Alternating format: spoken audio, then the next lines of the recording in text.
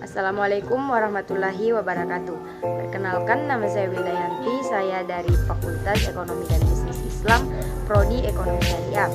Adapun hal yang akan kita bahas yaitu sistem ekonomi. Sistem berasal dari bahasa Latin yaitu sistema dan dari bahasa Yunani yaitu systema.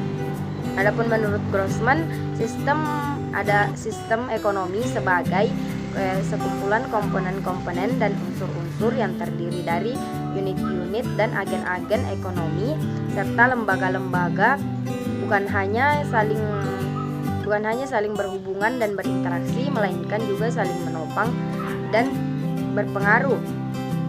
Ada beberapa macam sistem ekonomi. Yang pertama, sistem ekonomi kapitalis atau pasar bebas.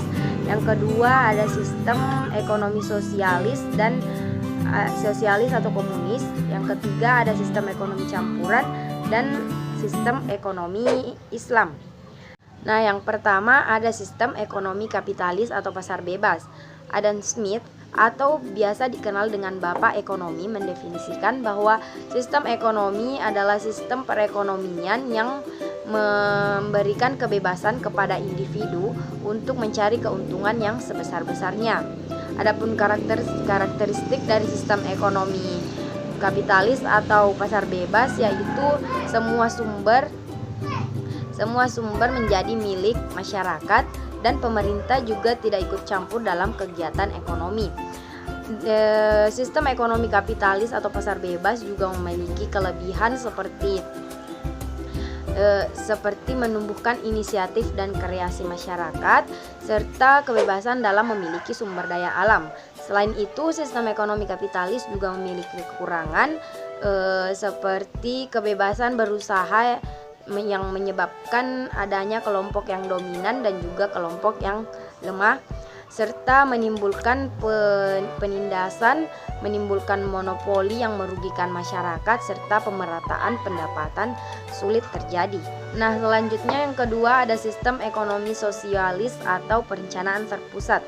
Menurut Karl Heinrich Marx, sistem ekonomi yaitu suatu sistem di mana pemerintah memiliki kendali yang dalam untuk menentukan suatu bisnis, laba dan alokasi sumber daya alam untuk mencapai tujuan yang telah ditentukan pemerintah.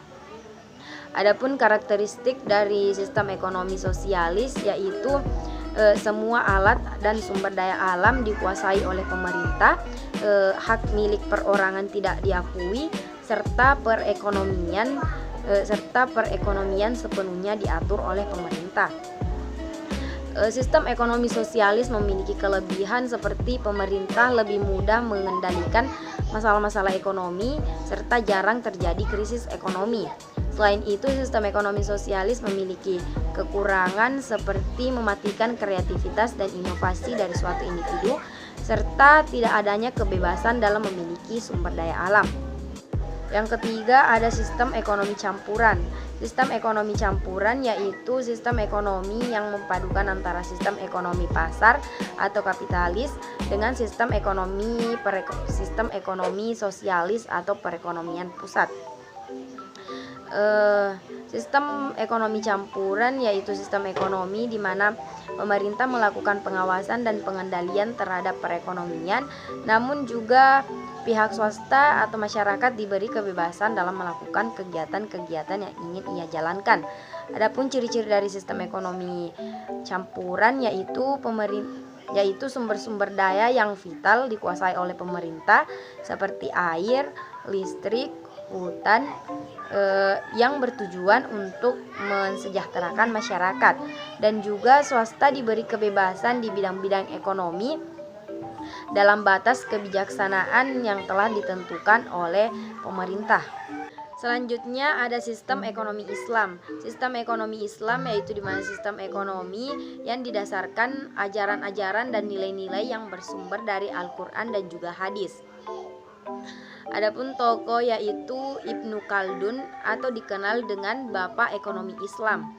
Selain itu, karakteristik dari sistem ekonomi Islam yaitu kebebasan individu, hak terhadap harta serta distribusi kekayaan secara meluas. Mungkin cukup sekian. Wassalamualaikum warahmatullahi wabarakatuh.